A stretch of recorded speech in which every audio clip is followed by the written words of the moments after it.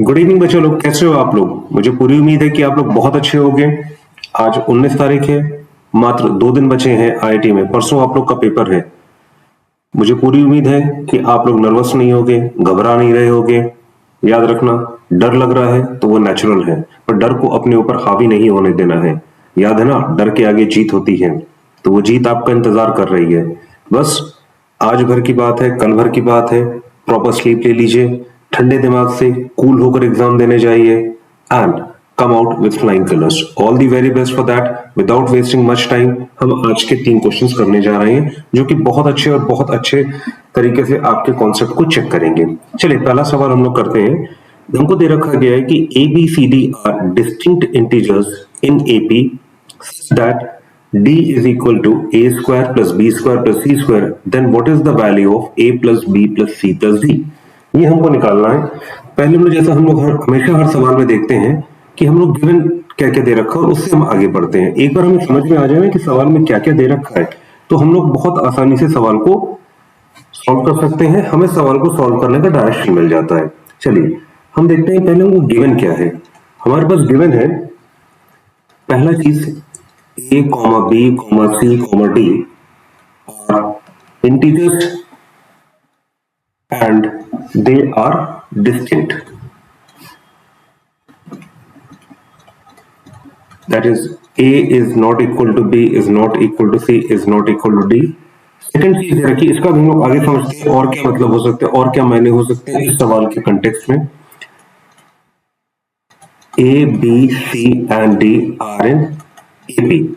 अब देखिए AB में है और ABCD नॉट इक्वल है, ABCD इक्वल नहीं है एक दूसरे के, तो इसका मतलब ये हुआ कि जो कॉमन डिफरेंस होगा वो 0 के बराबर नहीं होगा। तो let lambda be the common difference. इस चीज से डिराइव हम कर सकते हैं लैम्डा ग्रेटर देन 0 होगा, नॉट इक्वल टू 0 तो हो ही नहीं सकता, क्योंकि जैसे 0 हो जाएगा ये चारों टर्म्स बराबर हो जाएंगे।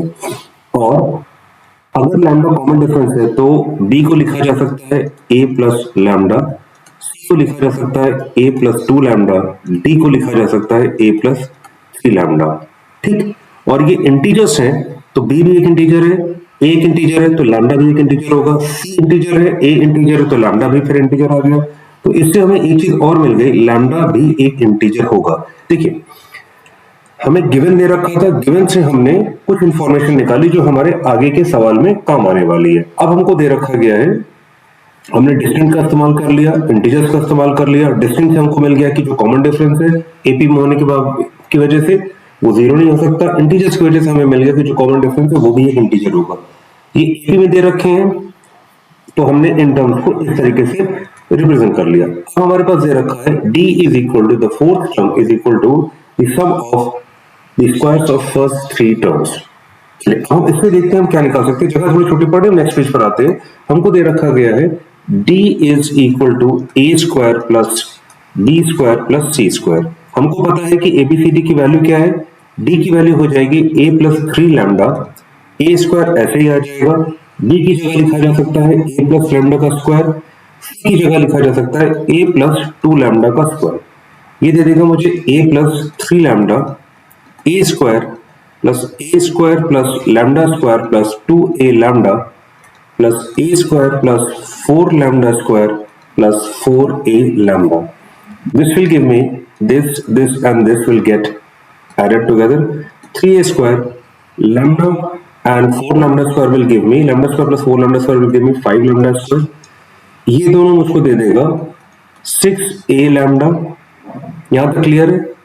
इधर का हमने पार्ट कर लिया, इधर से तो हम जब इधर हम लिखेंगे -3 लैम्डा माइनस a, अब हमको ये 0 के बराबर हो जाएगा। अब हमको मिल जाएगा 5 lambda square plus 6a minus 3 lambda plus 3a square minus a is equal to 0।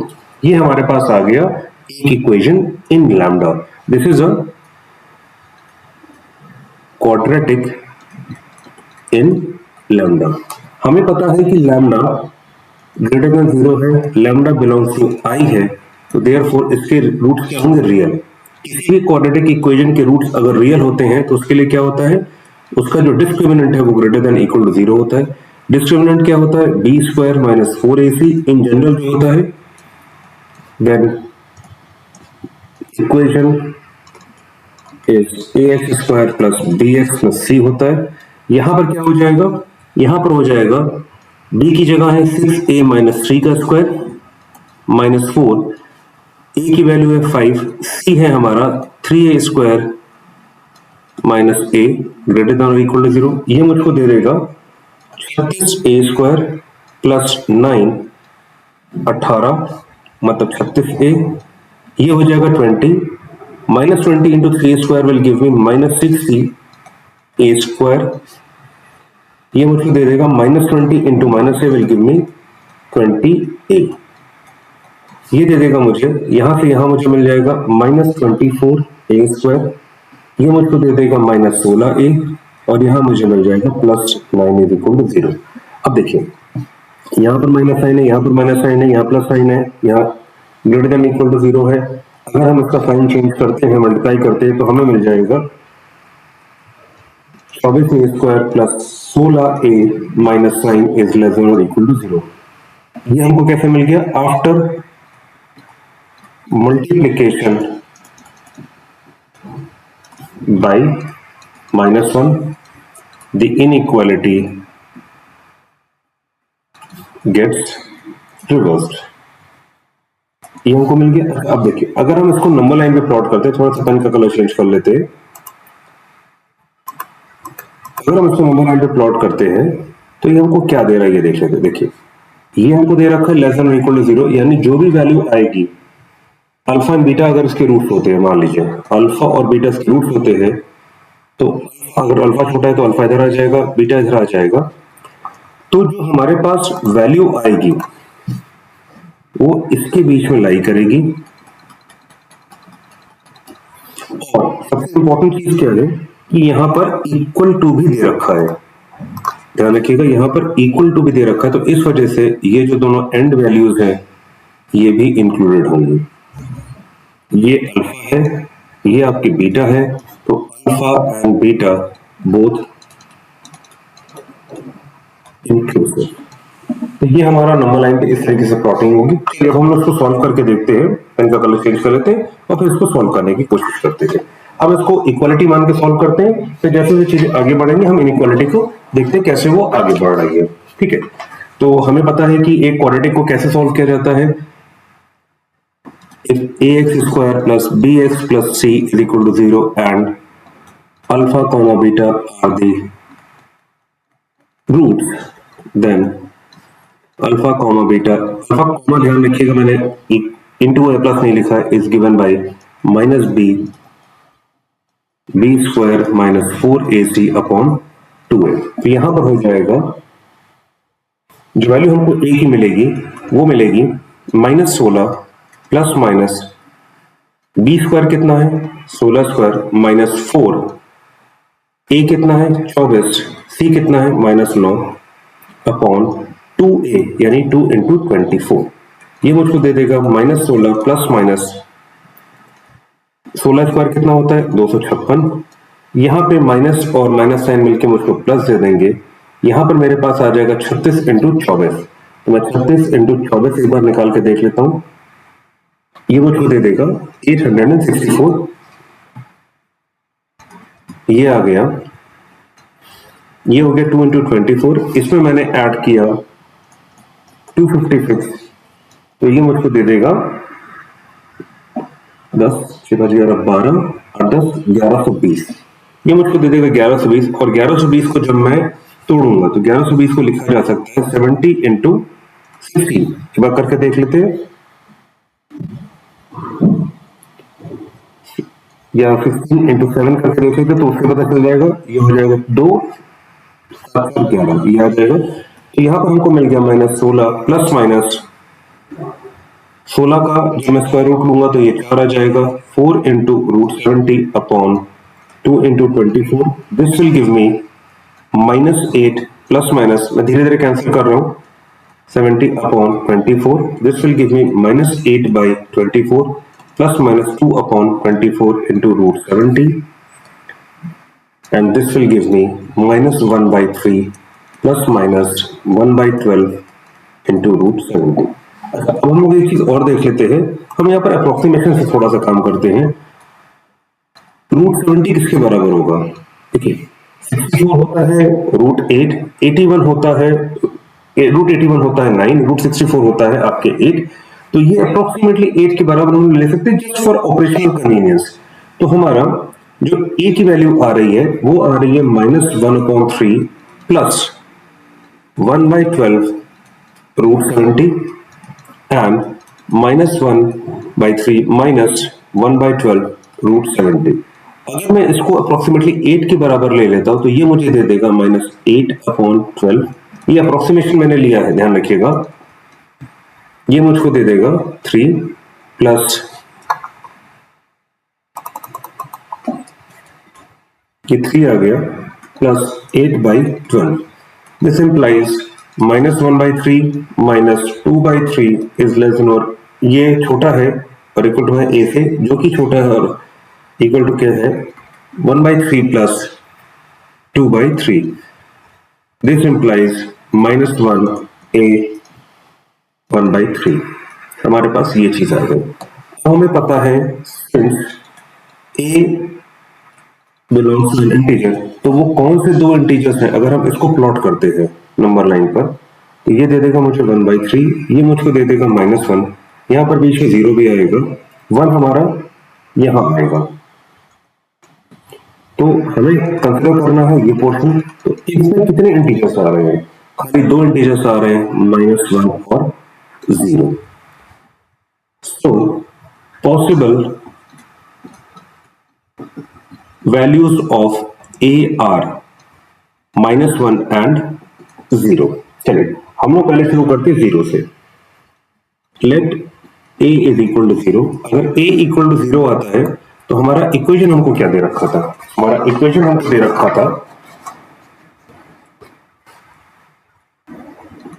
5 lambda square plus 6a minus 3 lambda plus 3a square minus a is equal to 0। अगर ये 0 के बराबर है तो ये हो जाएगा 5 लैम्डा स्क्वायर माइनस 3 लैम्डा, ये 0 ये 0 ये 0, तो ये 0 मिल जाएगा। यहां से आ जाएगी लैम्डा कॉमन ले लिया तो ये हो जाएगा 5 lambda minus 3 equal to 0। This implies lambda is equal to 0 और lambda is equal to 3/5। Lambda is equal to 0 implies a is equal to b is equal to d। Not possible, हम पहले ही देख चुके हैं, इसीलिए गिवन हमारे पास पहले ही हम लोग लिख लेते हैं। लैम्डा नॉट पॉसिबल, तो therefore lambda is not equal to 0. Lambda is not equal to 3/5 as lambda belongs to integer। तो ये वाला केस बिल्कुल ही रूल्ड आउट हो गया। अब हम देखते हैं lambda is equal a is equal to -1 पे क्या आता है। Let a is equal to -1, हमारा इक्वेशन है 5 lambda square 6a minus 3 lambda plus 3a square minus a is equal to 0, 5 lambda square plus 6 into -1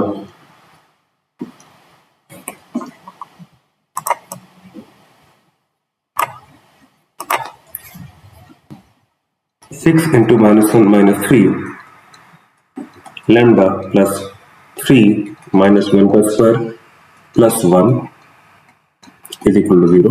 This will give me 5 lambda square, ये मुझको -6 -3 -9 दे देगा, -9 lambda, और ये 3 + 1 मुझे 4 दे देगा।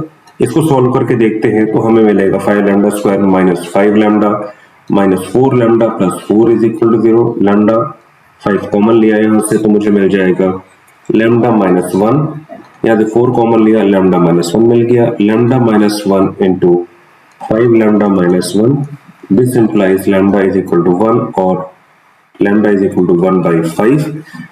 लैम्डा इज इक्वल टू 1/5 नहीं होगा as lambda belongs to integers, therefore lambda is equal to 1। अगर लैम्डा इज इक्वल टू 1 आता है तो यानी हमने जितनी भी चीजें निकाल के देखी, जो 4 पॉसिबल ऑप्शन हमारे पास है, तो खाली एक ही चीज हमारे पास आई कि a इज इक्वल टू -1 होगा and lambda is equal to 0 होगा।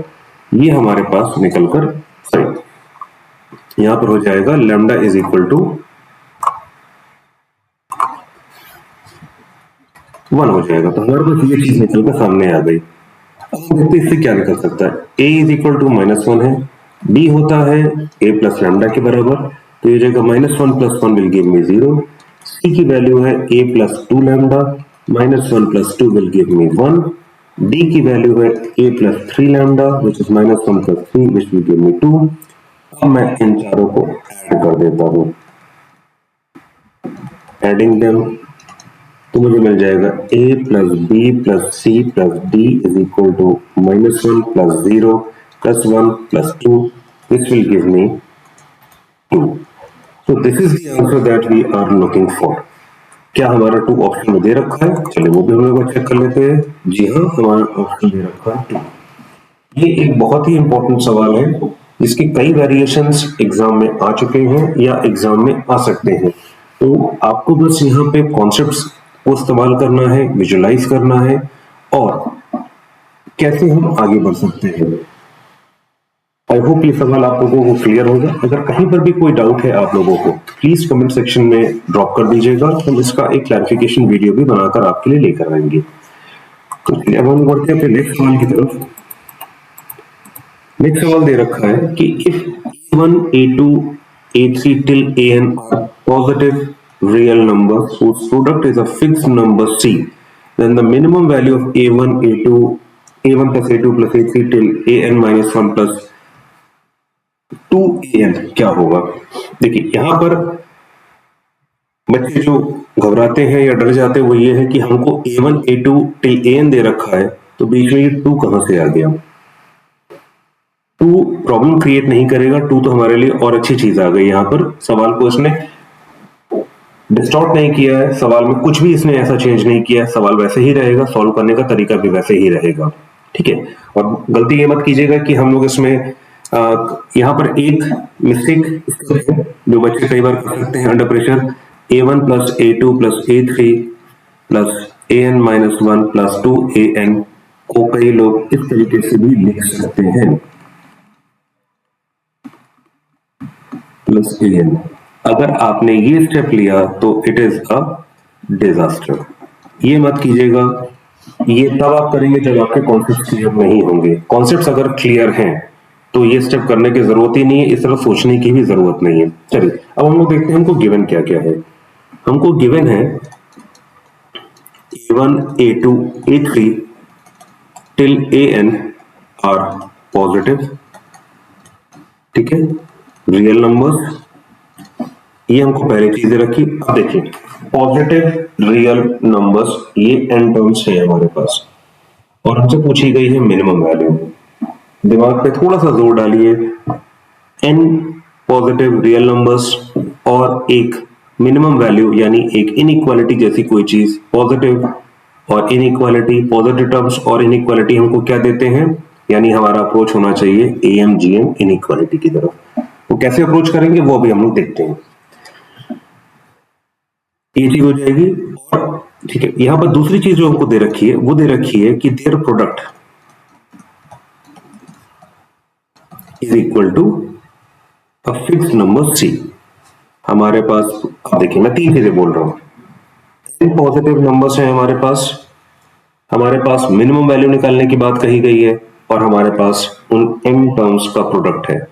अब तो ये क्लियर चीज बता रहा है ना कि अगर हम am gm इनइक्वालिटी यूज करते हैं तो gm क्या होता है, प्रोडक्ट ही तो होता है उन सारे टर्म्स का to the power of something, जो कि 1/n होगा या 1/2 होगा या 1/3 होगा। तो यहां से हमें क्लियर हो गया, सवाल में ही दे रखा है हमें डायरेक्शन, हमारा डायरेक्शन यहीं से क्लियर हो गया। चलिए अब हम उसको देखते हैं कैसे करना है। करना कुछ नहीं है, अगर ये चीज समझ में आ गई तो सवाल 2 या 3 स्टेप्स का है। a1 a2 a3 till an are positive, therefore a1 a2 a3 an minus 1 2an, हमने 2 इंट्रोड्यूस कर दिया यहां पर, आर ऑल्सो पॉजिटिव, कोई दिक्कत नहीं क्योंकि 2 भी पॉजिटिव है। applying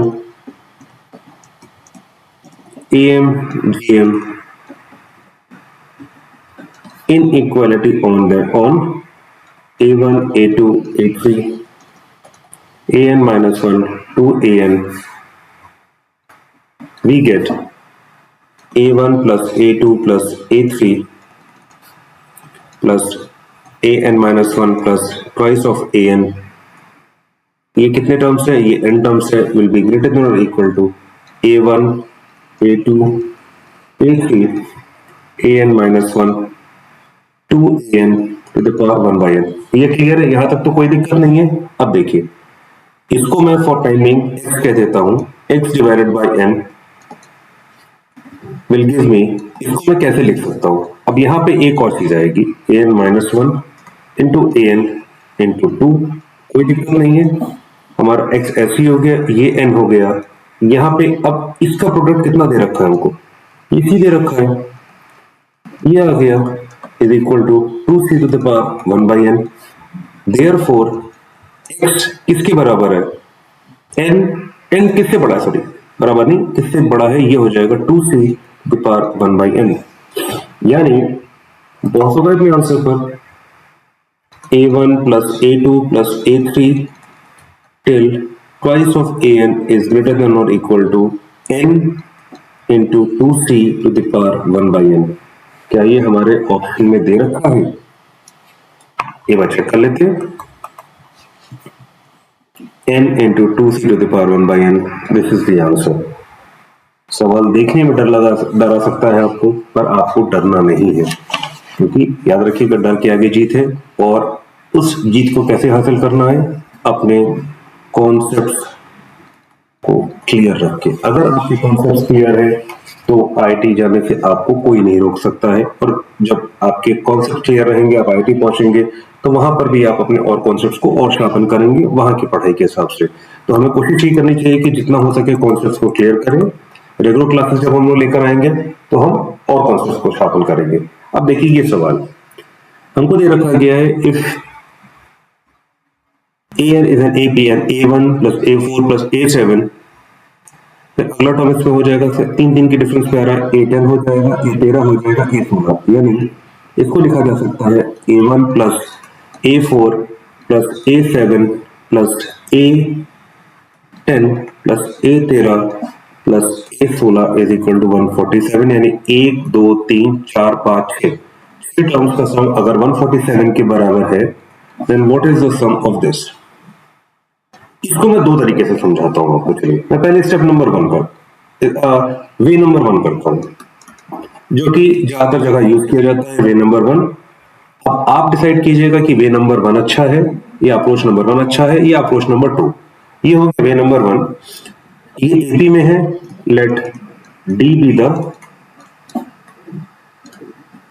common difference. a4 को क्या लिखा जा सकता है? a प्लस 3d, यानी a प्लस 4 माइनस 1d जो होता था, यानी a प्लस 3d के बराबर लिखा जा सकता है. इसी तरीके से a7 को लिखा जा सकता है a प्लस 6d, a16 को लिखा जा सकता है a प्लस 15d. चलिए, अब हम लोग इसको टोटल करके देख लेते हैं. तो ये हो जाएगा a1 ब्रैकेट में a1 plus 3d bracket open a1 plus 6d bracket open a1 plus 9d a1 plus 12d a1 plus 15d is equal to 147. 1 2 3 4 5 6. तो ये हो जाएगा 6a1. डी में कॉमन ले लूंगा तो 3 plus 6 plus 9 plus 12 plus 15 is equal to 147.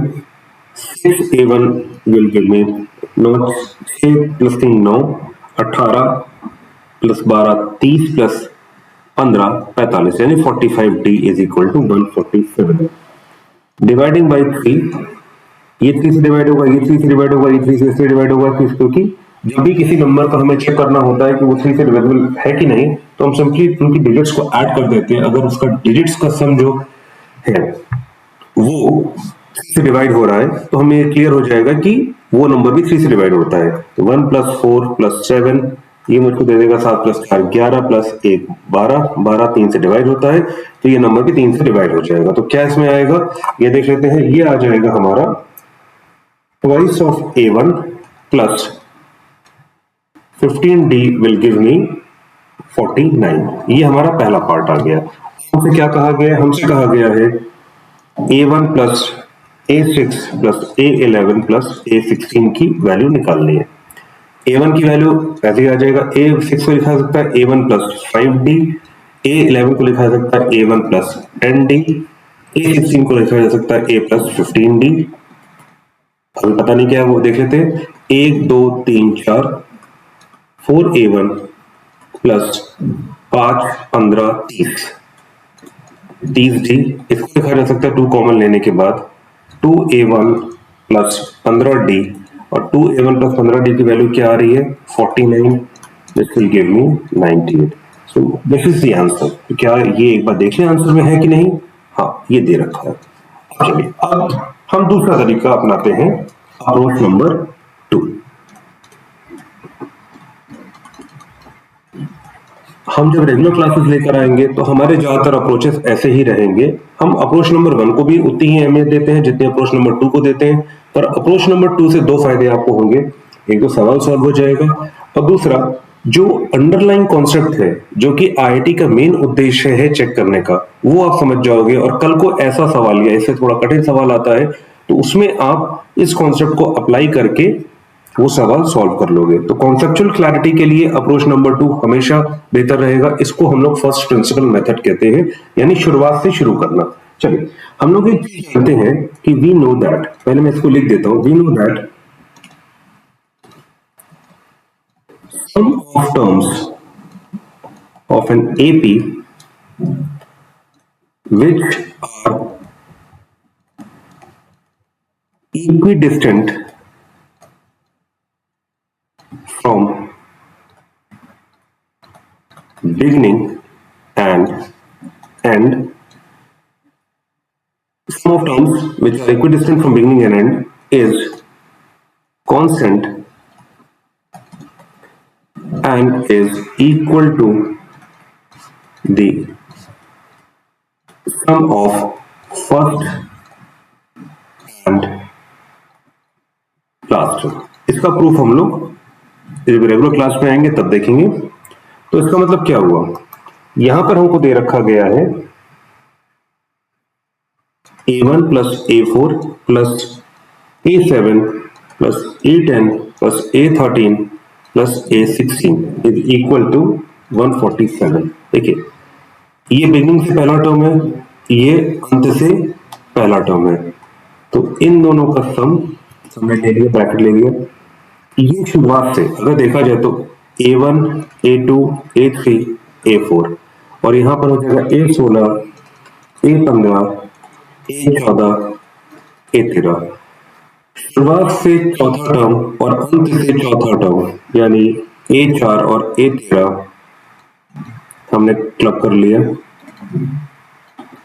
सात पर आते हैं, A5 A6 A7, ये हो जाएगा A12 A11 A10, 1 2 3 4 5 6 7, सातवां टर्म फ्रॉम बिगिनिंग, 1 2 3 4 5 6 7, सातवां टर्म फ्रॉम एंड। तो ये हमको सिंपली दे देगा A7 प्लस A10 का भी ग्रुप बन जाएगा, ये हो जाएगा 147। अगर हम इसको थोड़ा सा ऐसे कर लेते हैं तो ये हो जाएगा, और हमको क्या दे रखा है, ये किसके बराबर होगा, सम ऑफ फर्स्ट एंड लास्ट के बराबर। तो ये किसके बराबर हो जाएगा, ये हो जाएगा A1 प्लस A16 के बराबर, और ये भी वही चीज हो जाएगी। हमको मिल जाएगा 3 times A1 plus A16 which is equal to 147। A1 plus A16 is equal to, जब हम डिवाइड करेंगे तो हमको यहाँ पर मिल जाएगा 49। तो हमको ये चीज मिल गई, यानी A1 plus A16 is equal to 49। हमसे क्या पूछा गया है, A1 plus A6 plus A11 plus A16 की वैल्यू क्या होगी। First term from beginning, first term from last, sixth term from beginning, 1 2 3 4 5 6, 1 2 3 4 5 6 6 term from beginning, 6 term from and. तो ये क्या दे देगा मुझको A1 प्लस A16 ब्रैकेट ले लिया A6 plus A11 which will give me 2 times A1 plus A16 और हमारे पास ऊपर उसकी वैल्यू क्या आ गई 49 विच इज इक्वल टू 98। तो हमारा आंसर फिर से वही आ गया। हमारे कॉन्सेप्ट ने इस सवाल को 1 मिनट के अंदर सॉल्व करके बता दिया। हो सकता है मुझको यहाँ पर टाइम ज्यादा लगा हो सॉल्व करने में, क्योंकि मैं समझाने की कोशिश कर रहा था आप लोगों को। जब एग्जामिनेशन में आप देखेंगे हमारे पास n टर्म्स तक दे रखा है, अगर हमारे पास मान लीजिए यहाँ पर 50 टर्म दे रखे होते तो क्या ये हम तरीका अपना सकते थे? No, not possible when 50 terms are given. हम इससे नहीं कर सकते हैं, हमें वही तरीका अपनाना पड़ेगा जो अप्रोच नंबर 2 में दे रखा है। इस पर आईआईटी ने काफी सवाल चेक किए हैं। जब हम रेगुलर क्लासेस लेकर आएंगे तो एक वीडियो में खाली इसी कॉन्सेप्ट पे ही आप लोग को जितने भी सवाल आईआईटी में आए हैं वो मैं आपको सॉल्व करके दिखाऊंगा। तो बच्चों आज के लिए इतना ही। आई होप कि ये चीजें आपको क्लियर हो गई होंगी, ये कॉन्सेप्ट आपको क्लियर हो गया होगा, और जब हम रेगुलर क्लासेस लेकर आएंगे तो फिर से इसको हम अप्रोच करेंगे। मैं लास्ट में बस एक चीज यही कहना चाहूंगा कि बच्चों याद रखना, आईआईटी की प्रिपरेशन आपको थका सकती है, आपको रुला सकती है, पर आपको गिव अप नहीं करना है। आप यहां तक आ गए हो, अब एग्जाम एकदम सामने है आपके, face it head on with all the concepts that you have got. जितने भी कॉन्सेप्ट्स आपने सीख लिए हैं उससे आपको आईआईटी को एक हेड ऑन टक्कर देनी है। गिव अप मत करना, क्योंकि आईआईटी उन्हीं का इंतजार करना है जो टूटे नहीं है, जो बिखरे नहीं है, बल्कि जो डटे रहे हैं और जो निखर गए हैं। सिचुएशंस ऑफ प्रेशर आपको परेशान कर सकती हैं, आपको तोड़ सकती हैं, पर ये टूटने का टाइम नहीं है, ये निखरने का टाइम है। और अब आपको एग्जामिनेशन वाले दिन निखर कर सामने आना है। All the very best. ऐसे ही वीडियोस के लिए आप हमारे चैनल को सब्सक्राइब कीजिए। It's professor signing off. Have a good day.